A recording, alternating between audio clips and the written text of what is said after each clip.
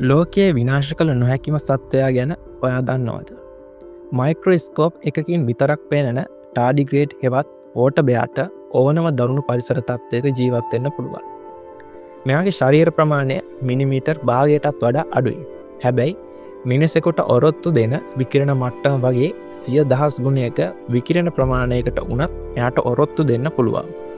උණුදිය උල්පත් ice කුට්ටි ඇතුළේ විතරක් නෙමේ කිසිම ජීවියකුට ජීවත් වෙන්න කියලා ඉතන්වත් බැරි අභ්‍යවකාශයේ හිස්තැන්වල පවා මෙයාට කිසිම කරදරයක් නැතුව අවුරුදු ගාන ජීවත්වෙන්න පුළුවන්.